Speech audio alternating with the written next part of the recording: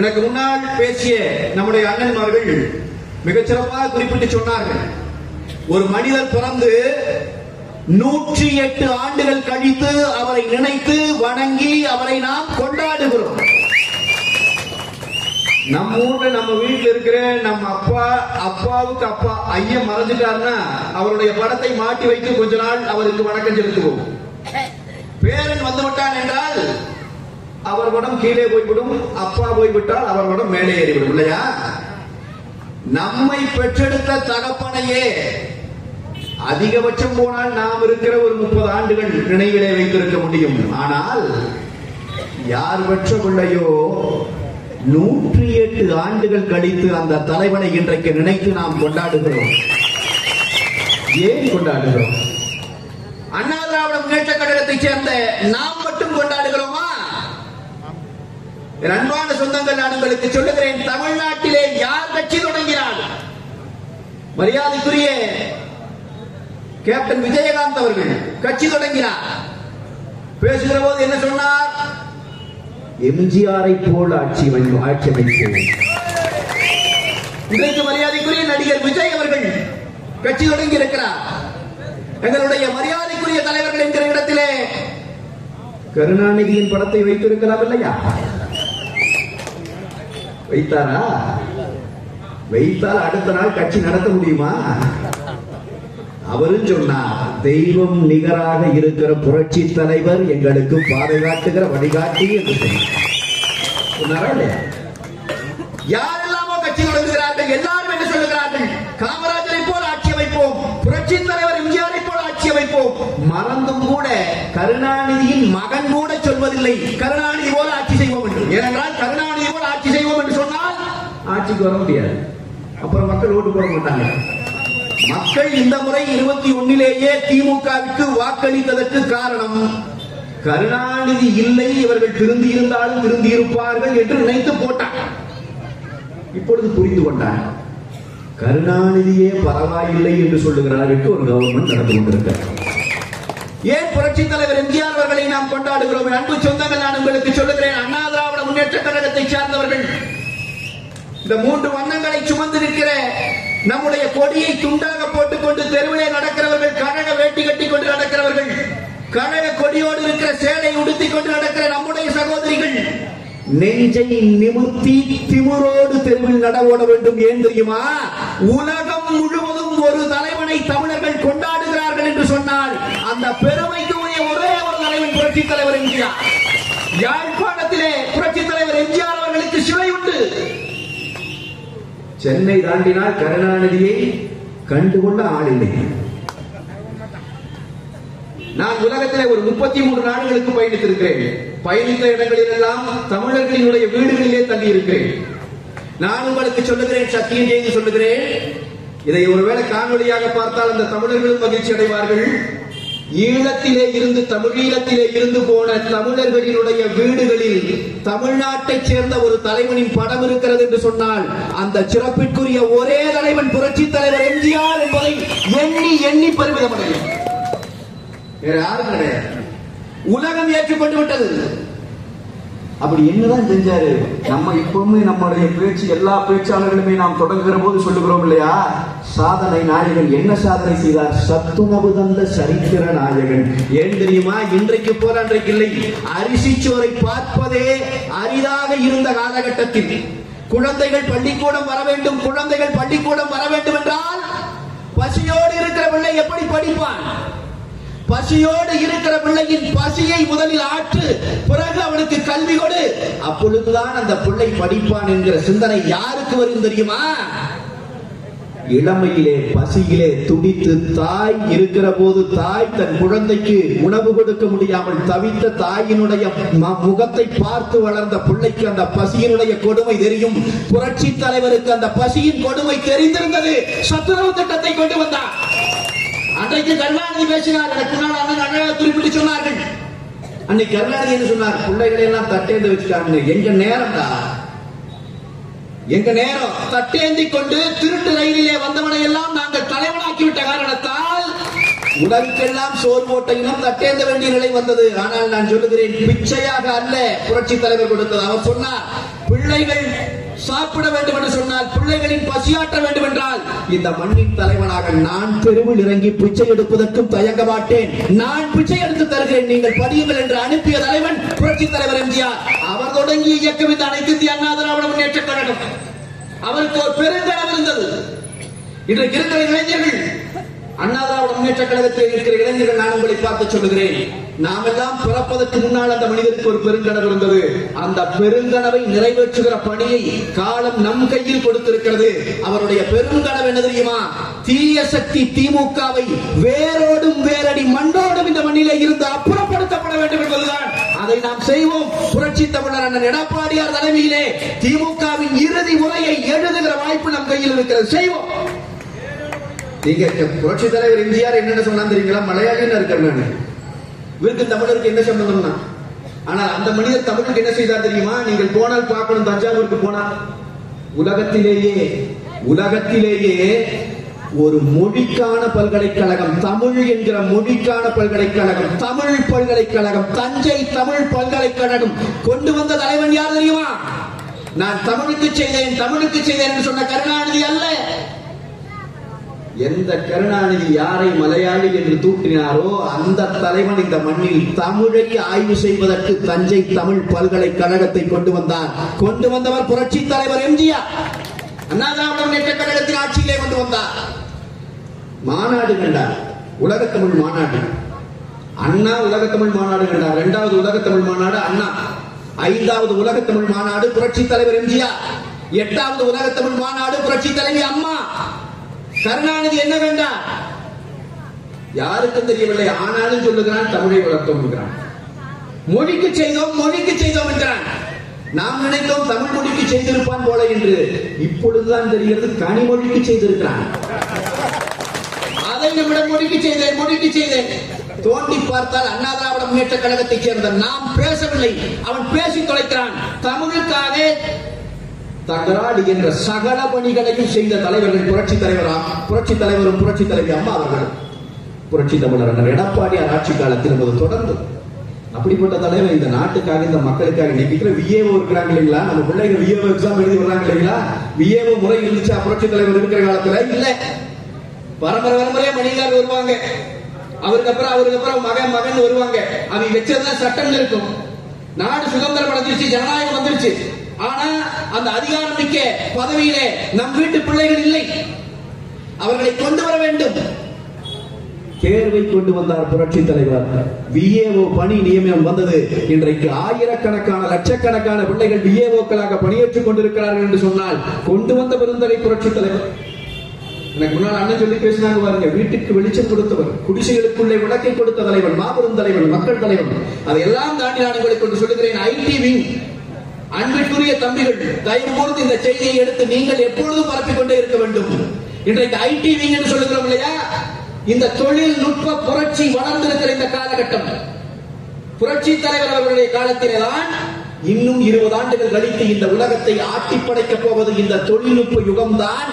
இந்த யுகத்திற்கு நம் பிள்ளைகளை தயார் செய்ய வேண்டும் என்று சொல்லி அண்ணா பல்கலைக்கழகம் என்கிற தொழில்நுட்ப பல்கலைக்கழகம் நாடு முழுவதும் தொழிற்கல்வி. இன்னைக்கு நம்ம பிள்ளைங்க ஆயிரக்கணக்கான பிள்ளைங்க என்ஜினியரிங் படிச்சுட்டு இந்த உலக பந்தின் எல்லா மூலையிலும் வாழ்கிறான் என்று சொன்னால் விதை போட்ட தலைவன் புரட்சி தலைவர் எம்ஜிஆர். நம்முடைய இயக்கம் அனைத்து இந்திய அண்ணா திராவிட முன்னேற்ற கழகம் புரட்சி தலைவர் காலத்துல தான் வந்துச்சு. அதுல ஐடி படிச்சுட்டு தானே எங்க பிள்ளைங்க இன்னைக்கு ஐடி வேலை செய்யறாங்க. இதுல ஐடி படிச்சுட்டு எங்களை எதிர்த்து எழுதுறாங்க. திமுக இருக்கிற ஐடி சேர்ந்தவங்க என்ன செய்வது? கருணாநிதியினுடைய வீடு கடனிலே மூழ்கி போன போது அதை மீட்டுக் கொடுத்த தலைவன் புரட்சி தலைவன். அது கருணாநிதி மறைந்த பிறகு காலமெல்லாம் எதிர்த்த அரசியல் தலைவனாக இருந்தாலும் அவரை புதைப்பதற்கு இடம் கொடுங்கள் என்று அவருடைய மகன் அன்றைக்கு வந்து கெஞ்சி கொண்டு கைகூப்பி நின்ற நேரத்திலே போய்த்தொலை என்று சொன்னவர் புரட்சி தமிழர் எடப்பாடியார். என்ன செய்வது? நாங்கள் கொடுத்தே பழகிவிட்டோம். ஆனால் நீ வாங்கி தின்று விட்டு எங்களை ஏளனம் பேசியே பழகிவிட்டாங்க. போய்த்தொலை. மாண்புமிக்க மனிதர்கள் நாங்கள் அப்படியே இருந்து விடுகிறோம். எங்கள் மாண்பை குறைக்க மாட்டோம். இன்றைக்கு ஆட்சி நடத்துகிறார் கருணாநிதியினுடைய மகன் ஆட்சி நடத்துகிறார். எனக்கு முன்னால் அண்ணன் சொன்னார், அங்கேயும் கூட ஒரு சகோதரர் சத்தம் போட்டு இருந்தாருப்பா, இந்த பொங்கலுக்கு எனக்கு இன்னொரு மகிழ்ச்சி இல்லைங்களா, 33 லட்சம் பேர் பொங்கல் பரிசு வாங்கல அப்படிங்கிற செய்தி. வேணாம்டா, நான் நீங்க கொடுத்தா தானே வாங்குவோம், நீதான் ஒண்ணுமே கொடுக்கலையே, அப்புறம் வேணாண்டோம்னா. இவன் இந்த ஆண்டு பணமும் தரவில்லை. 2 ஆண்டுக்கு முன்னால் போன ஆண்டும் பொங்கல் பரிசு கொடுத்தான், நினைவிருக்கிறதா உங்களுக்கு? மறக்க முடியுமா? சாகர வரை, மண்ணுக்குள் போகிற நாள் வரை அந்த பொங்கல் பரிசை மறக்க முடியுமா? வெள்ளம்னா நம்ம ஊர்ல வெள்ளம் பார்த்தது இல்லைங்களா? கட்டியா இருக்கு இல்லைங்களா? வெள்ளத்தை கையிலே பிடித்தால் ஒழுகி கீழே ஓடி வருகிறது. என்னடா இப்படி இருக்கிறது வெள்ளம், இதை கொடுக்கிறாய் மக்கள் கையிலே என்று கேட்டால், தொலைக்காட்சியில் விவாதத்தில் உட்கார்ந்து எங்க விவாதத்தில் ஒரு ஆள் வந்து சொல்றாரு, அவர் படிச்ச வக்கீல் திமுக காரர் சொல்றாரு, வெள்ளம்னா ஒழுகுதான் செய்யும், வெள்ளத்தோட மெல்டிங் பாயிண்ட் தெரியுமா வந்து. நானே இயற்பியல் பேராசிரியர், நான் என்ஜினியர்களுக்கு எல்லாம் மெல்டிங் பாயிண்ட் சொல்லி தரேன். எனக்கும் வெள்ளத்துக்கு எல்லாம் மெல்டிங் பாயிண்ட் தெரியாது. பொய் பேசுவது என்று வந்துவிட்டால் திமுக காரனை நெஞ்ச ஆள் இல்லை. நான் இன்றைக்கு கேட்கிறேன், அண்ணா திராவிட முன்னேற்ற கழக ஆட்சி இருந்த போது, புரட்சி தமிழர் எடப்பாடியார் அவர்களின் ஆட்சி இருந்த போது 2500 ரூபாய் பொங்கல் பண்டிகை கொண்டாடுவதற்கு கொடுத்தார். கொடுத்தவர் ஒரு உத்தரவை சேர்த்தே போட்டார். என்ன தெரியுமா போட்டார்? அந்த 2500 ரூபாயை கொடுக்கிற போது அதை கவருக்குள் வைத்து கொடுக்க கூடாது. அது கவருக்குள்ள வச்சா கூட படிக்க தெரியாத சாதாரண ஏழை குடும்பத்தில் இருந்து போற நம்முடைய சகோதரிகளை யாராவது ஒரு அதிகாரி ஏமாற்றிவிட வாய்ப்பு இருக்கிறது. அதனால் 5 நோட்டு கண்ணுக்கு தெரிகிற மாதிரி வச்சு 500 நோட்டு 2500 கையில கொடுக்கணும்னு சொன்னா கொடுத்தாங்க. வாங்கி உண்மையா இல்லையா?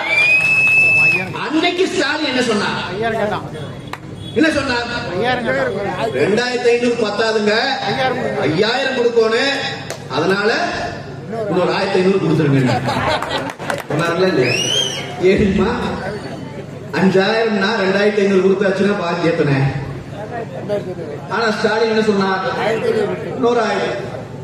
இந்த தற்குறி எல்லாம் தமிழ்நாட்டின் முதலமைச்சரான காரணத்தால் நாம் தெரு தெருவாக கட்ட வேண்டியது.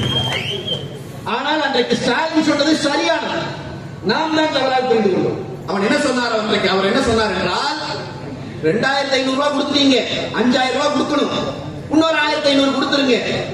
நாம நினைச்சோம் ஸ்டாலின் கணக்கு தெரியல. அது அப்படி அல்ல. திமுக காரன் 5000 கொடுக்கலாம் என்று முடிவு செய்தால் 4000 கொடுப்பான், 1000 வைத்துக் கொள்வான். அந்த கணக்கு தான் ஸ்டாலின் சொன்ன கணக்கு. அவர்கள் கணக்கில் அவர்கள் சரியாகத்தான் இருக்கிறார்கள். நான் இன்றைக்கு கேட்கிறேன், 5000 ரூபாய் கொடுக்க வேண்டும். அட பாவிகளே, 50 ரூபாய் காசை கொடுக்க முடியவில்லையா? வெறும் 50 ரூபாய் கொடுக்க முடியலையா? ஒரு 100 ரூபாய் காசு மக்கள் கையில கொடுக்க முடியலையா? கொடுக்க முடியலையே. காசு இல்லைங்களா? காசு இல்லைன்னா கலைஞர் பேர்ல பூங்கா கட்டுறதுக்கு எங்கிருந்து வந்துச்சு காசு? சென்னையில மக்கள் பயன்படுத்துகிற சாலையை நிறுத்தி கார் ரேஸ் நடத்துகிறார் முதலமைச்சரினுடைய மகன், துணை முதலமைச்சர். எங்க இருந்து வந்து காசு? பட்டியல் நிறைய போகும் சொன்னோம்னா அத்தனை செய்யலாம். ஆனா ஏன் மக்களுக்கு கொடுக்கல? அன்பான மக்கள், நீங்க யோசிச்சு பாருங்க. நாம ஏதோ அரசியலுக்காக பேசணும்னு நினைக்காதீங்க. அதிமுக அரசியலுக்கு பேசுறது இல்ல, சத்தியம் சொல்லிட்டு போறேன். நான் உங்களுக்கு புரட்சி தமிழர் எடப்பாடியார் ஆட்சி இவன் கேலி பேசினான், கிண்டல் பேசினான். நான் சொல்லுகிறேன், படித்த இளைஞர்கள் இருக்கிறீர்கள், இணையதளத்தில் தேடி எடுங்கள். புரட்சி தமிழர் எடப்பாடியார் ஆட்சியிலே 4.5 ஆண்டுகளிலே 13 மருத்துவக் கல்லூரிகளை தமிழ்நாட்டிற்கு கொண்டு வந்தார். 13 மருத்துவக் கல்லூரிகள். இந்தியா விடுதலை அடைந்ததிலே இருந்து அண்ணன் ஆட்சி நடந்த காலம் வரை எந்த முதலமைச்சரும் ஒரு ஆட்சி காலத்தில் 13 மருத்துவக் கல்லூரிகளை பெற்றதாக வரலாறு இல்லை. முதலில் சாதித்தவர் புரட்சி தமிழர் எடப்பாடியார். நான் கேட்கிறேன், திமுகவை சேர்ந்த நண்பர்கள் கண்டிப்பா இந்த எங்காவது சந்துக்குள்ள கூட்டம் கேட்டுப்பீங்க. எங்களுக்கு தெரியும், எங்களை விட அதிகமா நீங்க தான் விரும்புறீங்க திமுக ஆட்சி போகணும்னு. அதுவும் எங்களுக்கு தெரியும். வெக்கப்படுறாங்க கொஞ்சம், அவ்வளவுதான். இவனுக்கு ஓட்ட கேட்டு போட்டுமே, இனி போய் இந்த கூட்டத்தில் நின்று கூட்டம் கேட்கறதுக்கு சங்கடமா இருக்குமே தள்ளி நிற்கிறான், அவ்வளவுதான். ஆனால் அந்த சகோதரனுக்கு நான் சேர்த்தே சொல்லுகிறேன், ஸ்டாலின் ஆட்சியற்று இந்த 4 ஆண்டுகளில் ஒரே ஒரு மருத்துவக் கல்லூரி தமிழ்நாட்டிற்கு வந்திருக்கிறதா? 13 மருத்துவக் கல்லூரிகளை கொண்டு வந்தார் இந்த மண்டந்த மகன். ஒரு கல்லூரி உண்டா? 6 சட்டக் கல்லூரிகள். புரட்சி தமிழர் எடப்பாடியார் ஆட்சியில் 6 சட்டக் கல்லூரிகள். ஸ்டாலின் ஆட்சியில் ஒரு கல்லூரி இருந்தா இந்த இடத்துல நீ மேடை போட்டு பேச, எங்களுக்கு பதில் சொல்லு. உண்டா? எதுவுமே இல்லை. மக்கள் நல திட்டம் சொல்லப்படுகிற எந்த திட்டமும் இல்லை. சட்டம் ஒழுங்கு லட்சணம் இந்த நாட்டில் சந்தி சிரிக்கிறது. இனி நாம என்ன செய்யணும்னா, மக்கள் அடுத்த கட்டமா தெருவுல கல்லெடுத்துட்டு களத்துல இறங்குற நிலைமைக்கு வந்துட்டாங்க. ஏன் தெரியுங்களா? மக்களை பாதுகாக்க வேண்டிய இடத்திலே யார் இருக்கிறார்? அரசு இருக்கிறது. பெண்களுக்கு பாதுகாப்பு இல்லைன்னு சொல்றோம். இன்னைக்கு காலையில அம்மா நான் உங்களுக்கு சொல்றேன் செய்தி, பெண்கள் கழுத்துல செயின் போட்டிருந்தா அறுத்து ஓடிட்டு இருந்தாங்க இல்லைங்களா? ஸ்டாலின் ஆட்சி வந்ததுல இருந்து எங்க பார்த்தாலும் இந்த சங்கிலிகளை பறித்துக் கொண்டிருந்தான். இன்றைக்கு காலையில் சென்னையில் காவல்துறை பெண் அதிகாரியின் கழுத்தில் இருந்தே செயினை பறித்து போய்விட்டார். இனி மீதம் இருப்பது தமிழ்நாட்டில் இருக்கிற பெண் அமைச்சர்கள் மட்டும்தான். அவர்களிடம் நெருங்கி போக மாட்டான். ஏனென்றால் திமுக காரர்கள் எவன் பறிக்க போகிறானோ அவனிடம் இருந்தே பறித்து விடுகிற ஆற்றல் படைத்தவர்கள். எனவே போக மாட்டான். கணக்கு பார்த்தால் போலீஸ் அதிகாரி வரை யாருக்கும் நாட்டில் பாதுகாப்பு இல்லை. உண்மையா இல்லையா? ஒரு டிஎஸ்பி, பெண் டிஎஸ்பி சாதாரண கான்ஸ்டபிள் அல்ல, எஸ்ஐ அல்ல, இன்ஸ்பெக்டர் அல்ல, டிஎஸ்பி. அவர் பாதுகாப்பு பணியில் நிற்கிறார், யூனிஃபார்மோட நிற்கிறார். ஒரு கூட்டம் ஊர்வலமாக நடந்து வருகிறான். அந்த பெண் அதிகாரி போகக்கூடாது என்று தடுக்கிறார். தடுத்த அதிகாரியின் மீது கை வைக்கிற திமிர் இன்றைக்கு தமிழ்நாட்டில் வருகிறது. நீ நினைச்சு பாரு, புரட்சி தலைவி அம்மா அவர்கள் காலத்துல நடந்துருந்துச்சுன்னா, ஒரு பொம்பளை ஒருத்தன் தொட்டுட்டாங்கிற செய்தி வந்துருந்துச்சுன்னா நாடு என்ன இருக்கு நீ நினைச்சு பாரு. அன்னைக்கு அவனை தொட்டவனுக்கு நிலைமை என்ன நினைச்சு பாரு. அதுதான் அதிமுக கொடுத்த ஆட்சி. புரட்சி தமிழர் அண்ணன் எடப்பாடி ஆட்சியில நடந்துருமா? அந்த டிஎஸ்பியை கை வச்சு தர்றானுங்க. அந்த அம்மா முடியை பிடிச்சி கீழே தர்றான். ஒண்ணுமே பண்ண முடியல. எனக்கு முன்னாடி அண்ணன் குறிப்பிட்டு சொன்னாங்க, அன்பழகன் அண்ணன் பேசும்போது விகாரகா குறிப்பிட்டு சொன்னாங்க அந்த செய்தியை. இன்னைக்கு இருக்கிற இந்த தமிழ்நாட்டில் இருக்கிற போதைப் பொருள் பழக்கத்துக்கு ஒரு எடுத்துக்காட்டு. போலீஸ்காரரை அடிச்ச பிறகு கூட அன்னைக்கு சாயந்தரம் வரைக்கும் ஒரே ஒருத்தனை தான் காவல்துறை கைது பண்ணுச்சு. அன்னைக்கு மாலையே புரட்சி தமிழர் எடப்பாடியார் நம்முடைய பொதுச் செயலாளர் அறிக்கை விடுகிறார்.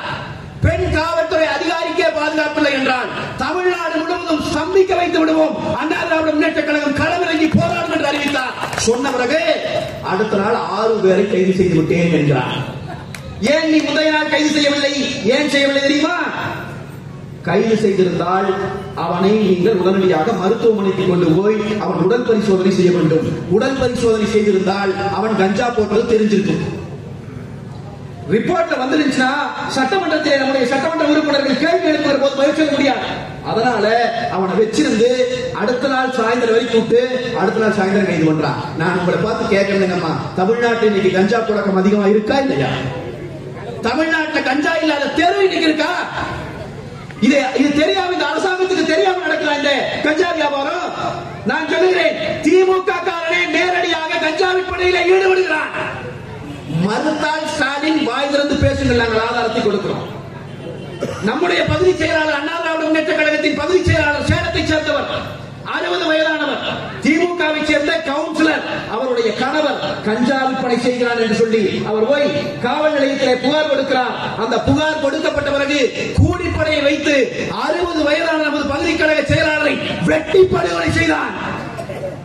6 மாசம் ஆச்சு. நீ தமிழ்நாட்டை சட்டம் ஒழுங்கை காப்பாற்றுகிற லட்சணத்தை பத்தி பேசிட்டு இருக்கிற ஸ்டாலின் அவர்களே வாய் மூடி இருக்க வேண்டும். என்னுடைய தம்பி இன்றைக்கு பேசி ஐடிவியை சேர்ந்த தம்பியும் அண்ணன்கள் அத்தனை பேருமே கேள்வி எழுப்பினார்களே, யார் அந்த சார்? ஏன் தெரியுமா அந்த கேள்வியை பார்த்து பயப்படுறான்? பெரியவங்களுக்கு தெரியும், இளைஞர்களுக்கு கொஞ்சம் தெரியாது. யார் அந்த சார் அப்படிங்கிற கேள்வி இன்னொரு கேள்வியை போலவே இருப்பதால் பயப்படுறான். அது என்ன கேள்வி? 50 ஆண்டுகளுக்கு முன்னால் திமுகவினுடைய தலைவர் கருணாநிதியின் தலையை உருட்டிய கேள்வி இன்னொரு கேள்வி இருந்தது. அந்த கேள்வி, யார் அந்த குழந்தை? இன்றைக்கு 50 ஆண்டுகளுக்கு பிறகு யார் அந்த சார், யார் அந்த குழந்தை என்று கேட்ட கேள்வி எதற்கான கேள்வி?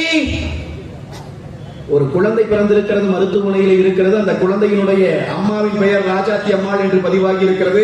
அந்த குழந்தையினுடைய தகப்பனின் பெயர் கருணாநிதி என்று இருக்கிறது. இந்த கருணாநிதி தமிழ்நாட்டினுடைய முதலமைச்சர் கருணாநிதி தானா என்கிற கேள்வி சட்டமன்றத்தில் கேட்கப்பட்ட போது கேள்வி கேட்டவர் மீது நடவடிக்கை எடுத்தார்கள். எழுதிய பத்திரிகையாளர் கைது செய்யப்பட்டு சிறையில் அடைக்கப்பட்டார். என் குழந்ை இல்லை என்றார் கருணாநிதி. அவர் குழந்தை இல்லை என்று சொன்ன அந்த குழந்தை இப்போது எங்கிருக்கிறது தெரியுமா? திமுகவினுடைய நாடாளுமன்ற குழு தலைவராக இருக்கிறது. வேறு யாரும் இல்லை, கனிமொழிதான். அன்றைக்கு யார் அந்த குழந்தை கேள்விக்கு பதில் இல்லை. இன்றைக்கு யார் அந்த சார்? செத்தாலும் பதில் சொல்ல மாட்டான். ஏனென்றால் யார் அந்த சார் என்பது அவனுக்கு தெரியும். சாதாரணமா படிக்க வைக்கிறீங்க நம்ம வீட்டு பிள்ளைங்க. நான் ஒரு வாத்தியார், கஷ்டப்பட்டு கூலிக்கு வேலை பார்த்து வேர்வை சிந்தி ரத்தம் சிந்தி கிடைக்கிற காசை வச்சு நம்ம குழந்தைகளை படிக்க வைக்கிறோம். அப்படி படிக்கிறத நல்லா படிக்கிற குழந்தைகளை தமிழ்நாட்டிலே இருக்கிற அண்ணா பல்கலைக்கழகத்திலே படிக்க வைத்தால் உலகம் முழுவதும் போகிற வாய்ப்பை பெறுவான். நம்முடைய வாழ்க்கை தரத்தை உயர்த்திடுவாங்கிற நம்பிக்கையில கொண்டு போய் விடுறோம் இல்லைங்களா? என்ன நம்பிக்கை? சென்னையில் இருக்கு, பக்கத்திலேயே கவர்மெண்ட் இருக்கு, இவ்வளவு போலீஸ் இருக்கு, இவெல்லாம் நம்மளை காப்பாற்றுவாங்கிற நம்பிக்கை. அதான் நம்பிக்கை. அந்த பல்கலைக்கழகத்திற்குள்ளே புகுந்து அந்த வளாகத்திலேயே அந்த பெண்ணுக்கு ஒரு பெண்ணுக்கு பாலியல் வன்கொடுமை நடத்துகிறான் ஒருத்தன். அப்படி நடத்துகிற போது அவன் அந்த பெண்ணை சித்திரவதை செய்து கொண்டிருக்கிற அந்த நேரத்தில் அவன் தொலைபேசிக்கு அழைப்பு வருகிறது. அந்த தொலைபேசியிலே பேசியவன் தான் அந்த சார். அவனிடம் கேட்கிறான். இவன் சொல்றான், சார் நான் அந்த பொண்ணோட தான் இருக்கிறேன். அதுக்கப்புறம் அந்த பொண்ணு கிட்ட சொல்றான், நீ என்னோடு இருந்தால் போதாது, இந்த சாரோடு இருக்க வேண்டும் என்கிறான். என் நாயகனே, அந்த சார் யார்? அதுதான் அதிமுக வைக்கிற கேள்வி. அதுக்கு தான் எங்களுடைய சட்டமன்ற உறுப்பினர்கள் கருப்பு சட்டை சுமக்கிறார்கள். இந்த நாட்டில் இன்றைக்கு ஏற்பட்டிருக்கிற இந்த இழிநிலை நாளைக்கு எம்பிளைக்கு வராதா? வராதா? மந்திரியா உட்காந்துக்கிறவன் நீ எல்லாம் கிரிமினல் கூட தொடர்பு வச்சிருந்தீங்க, நாடு எப்படா உருப்படும்? நாடு எப்படி உருப்படும்? யார் அந்த சார்? உங்களுக்கு உண்மையிலேயே தெரியாதா முதலமைச்சரே? யார் அந்த சார்? உனக்கு உண்மையிலேயே தெரியாதா சபாநாயகரே? தெரியும். உனக்கும் தெரியும், எனக்கும் தெரியும், எங்க எல்லாத்துக்கும் தெரியும். அந்த சார் யார் என்பது 2026 ஜூன் மாதம் தமிழ்நாடு முழுமைக்கும் தெரியும். விட்டுட்டு போயிடுவோம் நினைக்காத. எங்க பிள்ளைங்க மேல கை வைக்கிற தைரியம் ஒருத்தனுக்கு வந்திருக்குதுன்னா அவன் எப்பேற்பட்ட கொம்பாதி கொம்பனுக்கு பிறந்த கொம்பனாக இருந்தாலும் உள்ளே தூக்கி போடுவோம், எலும்பை உடைப்போம். அதை செய்வன் அதிமுக. விளையாட்டு காட்டையா? முதலமைச்சர் கேட்கிறாங்க, யார் இந்த வேலையை பண்ணுது? யார் பண்ணுது? இந்த கொடுமையை செய்யற அந்த புள்ளை, அவளை சித்திரவதை பண்ற அந்த புள்ளை, அந்த சித்திரவதை பண்ண நாய் யாருன்னு கேட்டா முதலமைச்சர் சொல்றாரு, அவன் திமுக காரன் இல்ல, திமுக அனுதாபி. இந்த வார்த்தையை சொல்லுவதற்கு முதலமைச்சரை நீங்கள் நாணி குறுகி இருக்க வேண்டாமா? அதுக்கு பிறகு வேட்டி கட்டி கொண்டு இந்த முதலமைச்சர் தமிழ்நாட்டின் தெருவிலே எப்படி நடக்கிறார்? கேள்வி கேட்க வேண்டிய நேரம் நம்ம நேரம். நாம தான் கேட்கணும். நாம தான் இந்த செய்திகளை எடுத்துட்டு போகணும். இன்னைக்கு அண்ணன் குறிப்பிட்டு சொன்னதை போல வெறும் கூட்டணி வச்சு ஓட்டிட்டு இருக்கிறான். திமுக ஓட்டு இருக்கா? இன்னைக்கு மக்கள் ஓட்டு போட தயாரா இருக்காங்களா? கையில கண்ண தூக்கி நின்றுக்கிறான். வீட்டு முன்னாடி ஒருத்தர் வந்தராதே இருக்கான். உண்மையா இல்லைங்களா? எனக்கு முன்னாடி சொன்னாங்க, கரண்ட் பில்லு 3 மடங்கு ஏற்றி இருக்கிறான். ஆட்சிக்கு வந்து 3 மடங்கு கரண்ட் பில்லு. 100 யூனிட் இலவச மின்சாரம் கொடுத்தது புரட்சி தலைவி அம்மா. புரட்சி தமிழர் எடப்பாடியார் ஆட்சியில 100 யூனிட் இலவச மின்சாரம். இன்னைக்கு அந்த நாம கொடுத்த இலவச மின்சாரம் இன்னைக்கு வந்து கட்டணத்தை ஏற்றான். 3 மடங்கு ஏற்றி இருக்கிறான். வீட்டு வரி ஏற்றி இருக்கிறான். குப்பைக்கு வரி போட்டு இருக்கிறான். மாநகராட்சியில எல்லாம் போனா குப்பைக்கு வரி போட்டு வச்சிருக்கிறான். சகல வரியும் ஏற்றி இருக்கிறான். எந்த நலத்திட்டமும் கொடுக்கல. தாலிக்கு தங்க திட்டம் இல்ல. அது எல்லாம் தாண்டி உங்களுக்கு சொல்றேங்கம்மா, நம்ம பிள்ளைங்க பள்ளிக்கூடம் போய் படிக்குது. படிக்கிற பிள்ளை ஏழை வீட்டில இருந்து வருகிற பிள்ளையா இருந்தாலும் அந்த பிள்ளைக்கு அறிவு இருக்கும். அறிவு இருக்கிற பிள்ளை போட்டி யுகத்தில் நின்று வெற்றி பெற வேண்டும் என்று சொன்னால் அந்த பிள்ளையினுடைய கரங்களிலே தேவையான படிப்பதற்கு தேவையான உபகரணம் இருக்கணும் இல்லையா? இல்லைன்னா பணக்கார பிள்ளையோடு போட்டி போட முடியாது இல்லையா? இதை யோசித்த ஒரு தலைவர், காஷ்மீர் தொடங்கி கன்னியாகுமரி வரைக்கும் எத்தனையோ முதலமைச்சர்கள் இருந்தார்கள். ஒரே ஒரு முதலமைச்சர் தானே அதை சிந்தித்தார். ஏழை வீட்டு பிள்ளை எப்படா படிக்கும்? அந்த பிள்ளையின் கையிலே லேப்டாப்பை கொடடா என்று சொன்ன தலைவி, தங்க தலைவி, புரட்சி தலைவி அம்மா அவர்கள், புரட்சி தமிழர் எடப்பாடியார் அவர்கள். கொரோனா காலத்துல அவ்வளவு கஷ்டம் இருக்கும் போதும் அந்த பிள்ளைகள் கையில லேப்டாப் கொடுக்கறது நிறுத்தலீங்க. அந்த குழந்தைங்க வாங்கிட்டு போச்சு. ஒரு லேப்டாப்பின் விலை 14,000 ரூபாய். 45 லட்சம் குழந்தைகளுக்கு அதிமுக ஆட்சி லேப்டாப் கொடுத்தது. பெருமையோடு திமிரோடு சொல்லுங்க. அதிமுக காரனை பத்தி விமர்சிப்பதற்கு தகுதி இருக்கு அவனுக்கு. இன்னைக்கு 4 ஆண்டுகள் ஆகி போச்சு. ஒரே ஒரு குழந்தையின் கையில் லேப்டாப் உண்டா? அன்பில் மகேஷ் உதயநிதியினுடைய ரசிகர் மன்ற தலைவர், உனக்கு அமைச்சர் பதவி கொடுத்தால் ஒரு லேப்டாப் இன்னைக்கு வரைக்கும் கொடுக்க முடிஞ்ச குழந்தைக்கு அந்த சைக்கிள் நம்ம ஆட்சியில் கொடுத்துருந்தோம். வந்து நிறுத்திருந்தான். அப்புறம் கொடுக்கறோம்னா கொடுத்தான். நீங்க எல்லாம் கவனிச்சிருக்கீங்க. சைக்கிள் கொடுக்குறாங்க. ஒரு பையன் வந்து சைக்கிள் வாங்குறான். அமைச்சர் கொடுக்குறாரு. பையன் சைக்கிள் இந்த உருட்டிட்டு வரான். செய்தியாளர்கள் வந்து கேட்கிறாங்க. அவன் காட்டுறான். சைக்கிள்ல டயர் இருக்குது, உள்ள டியூப். நான் போய் சொல்ல, செய்தி வந்துச்சு, நீங்க பாத்துருக்கீங்க, வீடியோவே வந்துச்சு. டியூப் எங்கடா? அது வெளியே டயர் தானே தெரியும், உள்ள டியூப் ஆறுவாங்க. ஏன்னா பள்ளிக்கூட பையனுக்கு கொடுக்கிற டயர் இருக்கிற டியூப திருடி நீ ஒரு ஆட்சி நடத்தினா உருப்படுமா இந்த நாடு? இதை விட கேவலமான கொள்ளை ஒன்று உலகத்தில் எங்காவது இருக்குமா? அப்ப இந்த ஸ்டாலின் ஆட்சி தொடரலாமா? அன்பான பெரியவங்க, நீங்களே இவ்வளவு கொடுக்கணுமா? இவன் ஆட்சி 26 முடிஞ்சிடும், திமுக ஆட்சி 26 முடிஞ்சிடும். திமுகவே முடிஞ்சிடும் 26. நீங்க எழுதி வச்சுக்கோங்க, அதான் திமுகவின் கடைசி ஆட்சி காலம். இந்த ஆட்சி காலம் முடிஞ்சிடும். ஆனா இவன் ஆட்சி காலத்துல இன்னைக்கு வந்துட்டு இருக்கிற இந்த கஞ்சாவால நம்ம வீட்டு பிள்ளைகள் பாதிக்கப்பட்டா அவனுடைய பாதிப்பு 26 முடியுமா? வாழ்க்கை போயிடாது, போகும். அது தெரிஞ்சு இதை அனுபவிச்சுட்டு இருக்கிறாங்க. அன்பான பெரியவங்க, நீங்க தான் யோசிச்சு பார்க்கணும். நாம தான் இதை மக்களிடம் எடுத்து சொல்ல வேண்டும். எடப்பாடியார் ஆட்சி காலத்தில் நடந்த சாதனைகளை சொல்லுவோம். நான் மீண்டும் மீண்டும் பற்றி எனக்கு முன்னாடி சொன்னாங்க 7.5%. அதை மட்டும் நான் சொல்லி நிறைவு பண்ணிடுவேன். இந்த நீட் தேர்வுல 7% இடஒதுக்கீடு யாரும் இந்தியாவில் யாருமே யோசிக்கிறீங்க? யாருமே யோசிக்கல. இந்த நீட் தேர்வு வச்சு எல்லாரும் அரசியல் பண்ணிட்டு இருந்தான். ஒரே ஒரு தலைவர் தான் யோசித்தார். இந்த குழந்தை யார் பாதிக்கப்படுறா இந்த நீட் தேர்வுனால அதிகமா? சாதாரண கிராமங்கள்ல இருந்து வந்து கவர்மெண்ட் ஸ்கூல்ல படிக்கிற ஏழை பிள்ளைகள் தானே பாதிக்கப்படுறாங்க. அந்த பிள்ளைகளை மீட்டெடுப்போம். 7.5 விழுக்காடு நீட் தேர்வில் அரசு பள்ளி பிள்ளைகளுக்கு உள் இடஒதுக்கீடு என்று சட்டம் போட்டார் புரட்சி தமிழர் அண்ணன் எடப்பாடியார். சட்டத்திற்கு ஆளுநர் கையெழுத்து போடவில்லை. பிஜேபி அன்னைக்கு பிஜேபி ஆளுநர் இருந்தார், கையெழுத்து போடல. உடனே நம்முடைய சட்டமன்ற உறுப்பினர்கள் இருக்கிறாங்க பாருங்க, எல்லாரையும் நீங்க எல்லாம் போய் கருப்பு சட்டை போட்டு அல்லது கருப்பு கொடை பிடிச்சிட்டு ஆளுநர் வீட்டு முன்னாடி ஓடுங்கன்னு சொல்லல அண்ணன். நம்முடைய முதலமைச்சர் புரட்சி தமிழர் எடப்பாடியார் என்ன செய்தார் தெரியுமா?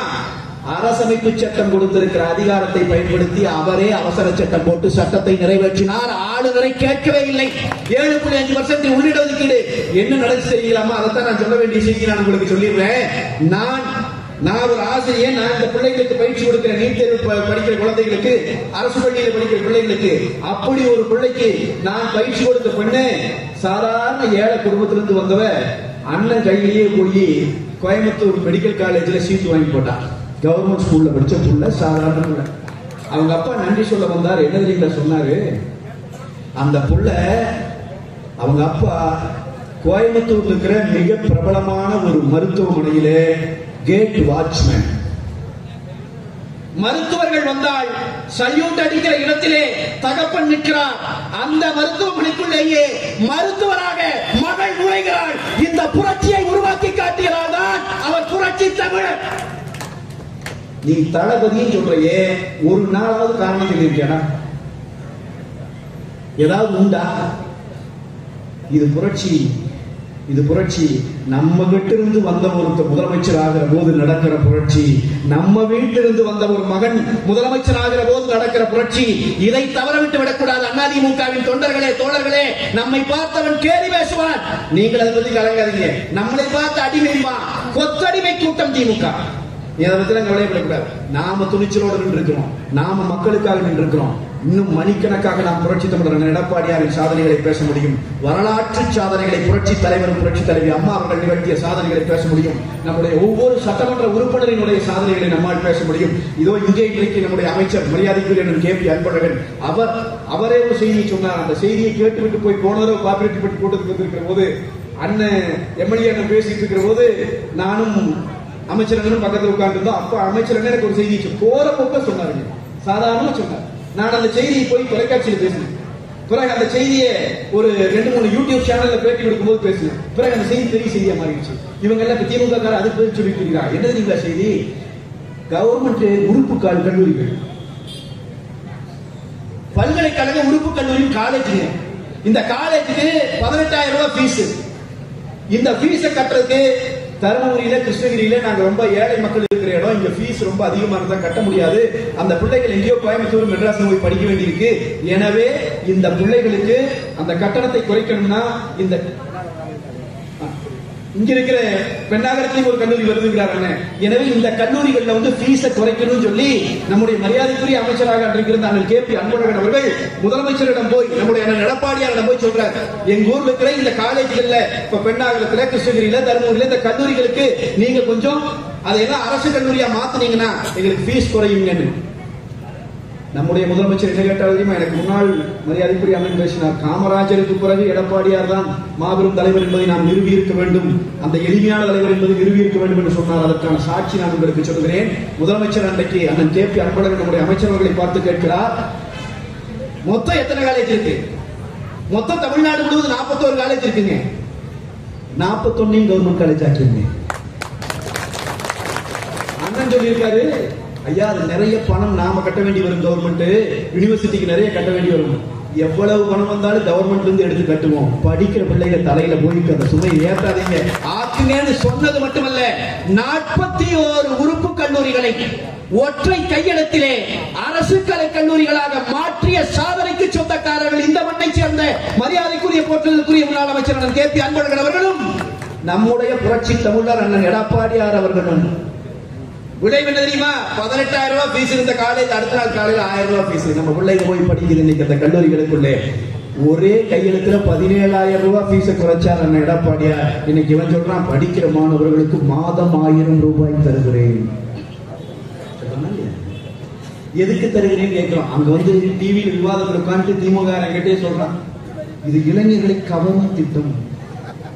நாங்க கவர்றதுக்கு திட்டம் இல்லடா, நான் அந்த படிக்க வர்ற பையனும் அந்த பிள்ளையும் இருக்குதுல்ல, அது அப்பா அம்மா தலைமையில் இருக்கிற சுமை இருக்குதுடா, அந்த சுமையை குறைக்கணும். அந்த தகப்பனும் தாயும் கொஞ்சமாவது தங்கள் வாழ்க்கையிலே நிம்மதியாக இருக்க வேண்டும் என்பதற்காக நாங்கள் திட்டம் கொண்டு வந்தோம். நீ கவர்வதற்கு 1000 ரூபாய் கொடுக்கிறேன் என்று வெட்கமே இல்லாமல் வந்து பேசுகிறாய். நீ 12 மாதமும் 1000 ரூபாய் கொடுத்தாலும் 12,000 தான். ஒற்றை கையெழுத்திலே எங்கள் பொதுச் செயலாளர் புரட்சி தமிழர் எடப்பாடியார் கொடுத்தது 17,000 தான். நாங்க பேசவே இல்லையடா வெளியே. இது கடமை என்று நாங்க பேசல, ஒரு அரசின் கடமை என்று நாங்க பேசல. நீ இப்படி பேசுதே நாங்க இதெல்லாம் பேச வேண்டி வருது. நாங்க இன்னைக்கு சொல்றோம், இத்தனையும் அண்ணா திராவிட முன்னேற்ற கழகம் செய்தது. எல்லா செயல்களையும் நாங்கள் செய்து இவ்வளவு சாதனைகளை செய்த பிறகு நம்மளை இன்னைக்கு கேள்வி பேசுறது ஒரே செய்தி. உங்களுக்கு கதையை சொல்லி முடிச்சவன் ஒரு ஊர்ல, நான் இந்த கதையை அடிக்கடி சொல்றேன், இது சொல்ல வேண்டிய கதை என்பதால் மீண்டும் இங்கே நம்ம பதிவு செய்து நான் நிறைவு செய்கிறேன். ஒரு ஊர்ல இருக்கிற பஞ்சாயத்தில் இருக்கிற பெரியவங்க எல்லாம் கூடி ஒரு இளைஞன், ஒரு சின்ன பையனையும் ஒரு வயதான ஒரு அனுபவம் மிக்க முதியவர் ஒருவரையும் கூட்டிட்டு வந்து அவர்கள் கரங்களிலே 2 செடிகளை கொடுத்தார்கள். நீங்க 2 பேரும் இந்த செடிகளை வளர்க்க வேண்டும். 6 மாதம் உங்களுக்கு நேரம். யார் சிறப்பாக வளர்க்கிறாரோ அவருக்கு பரிசு. இது போட்டி. பெரியவரும் செடி எடுத்துட்டு போனார், அந்த சின்ன பையனும் செடி எடுத்துட்டு போனார். 2 பேர் வச்சாங்க. இந்த சின்ன பையன் அந்த செடிக்கு தண்ணி ஊற்றுவது, அந்த செடிக்கு உரம் போடுவது, தினந்தோறும் போய் கவனிப்பது, அந்த செடிக்கு அவ்வளவையும் செய்கிறான். பெரியவர் கொண்டு போய் நட்டினார், போயிட்டாரு. அவரை பார்க்கவே இல்லை. 6 மாசம் முடியுது. பஞ்சாயத்துல இருக்கிறவங்க எல்லாம் வந்து 2 செடியும் பாக்குறாங்க. பையன் வச்சு இந்த செடி தளங்குது. ஏன்? இவனே உரம் போட்டிருக்கிறான், அதுக்கு இது தேவையான சருகுகள் எல்லாம் போட்டிருக்கிறான், பாதுகாத்திருக்கிறான், கழுவிக்கிறான், பழது. பெரியவர் வச்சு இந்த செடியை பாக்குறாங்க, அது கண்டனோட இருக்கு, அப்படி வளர்ந்து நிக்குது பாட்டுக்கு. உடனே ஊர் பஞ்சாயத்து சொல்லிச்சு, அது பையன் வச்ச செடிதான் அருமையா வளர்ந்திருக்கு, அவனுக்கு தான் பரிசு. 2 நாள் போச்சு. 3ஆவது நாள் ஊர்ல புயல் அடிச்சது. புயல் அடித்த போது இந்த பையன் வச்சு தளத்தளன்னு இருந்துச்சு பாருங்க, அந்த செடி பிச்சுட்டு போயிடுச்சு. இந்த பெரியவர் வச்ச செடி அப்படியே நின்றுச்சு. இப்ப அந்த சின்ன பையனுக்கு ஒரு சந்தேகம் வந்தான், பெரியவரே இவ்வளவு கஷ்டப்பட்டு நான் செடி வளர்த்தினேன், பரிசெல்லாம் வாங்கினேன், புயல் அடிச்சுன்னு போயிடுச்சேன்னு. பெரியவர் சொன்னாரா, அது வேற ஒண்ணு இல்லை தம்பி, நீ வச்ச செடிக்கு தேவையான உணவை நீயே கொடுத்தாய், அதுக்கு தேவையான உரத்தை நீயே கொடுத்தாய், அதற்கு அதை கழுவி விட்டு அதை சுத்தமாக நீயே வைத்துக் கொண்டாய். எனவே தனக்கு தேவையான உணவை தேடி அந்த செடி வேர் விடவே இல்லை. மேல அழகா இருந்துச்சு, வேர் உள்ள ஓடியப்பா. நான் வச்ச செடி தனக்கான உணவை தானே தேடி தேடி தேடி தேடி போனது, ஆணி வேர் அழுத்தமாக பதிந்து கொண்டது. அதனால் புயல் அடித்தவுடன் உங்களோட செடி பிச்சுட்டு போயிடுச்சு, நம்ம செடி நிக்குதுனாரு. இப்ப நான் உங்களுக்கு சொல்றேன், முதலமைச்சர் வீட்டுல மகனா பிறந்து ஏசி ரூம்ல வளர்ந்து ஏசி கார்ல போய் டோப்பா கீப்பாலாம் வச்சுட்டான், செடி தளத்தளம் தான் இருக்கும். நம்ம வீட்டுல வந்து கிளைக்கழக செயலாளராக தொடங்கி தனக்கான வெற்றி பாதையை தானே அவர்கள் சமைத்து மேலே ஏறி வந்து கிளைக்கழக செயலாளராக இருந்து 31 ஆண்டு காலம் ஆண்ட இயக்கத்தினுடைய பொதுச் செயலாளராக அமருகிறார் என்றால் நம்ம வீட்டுல பிறந்தவரு நம்மள மாதிரி இருப்பார், கரடு முரடா. ஆனா புயல் அடிச்சா டோப்பா பிச்சுட்டு போயிடும். ஒரிஜினல் தான் மண்ணை காப்பாற்றும். ஒரிஜினல் உறுதியா நிக்குது. 2026 ஒரிஜினல் ஜெயிக்குது. எழுதி வச்சுக்கோங்க.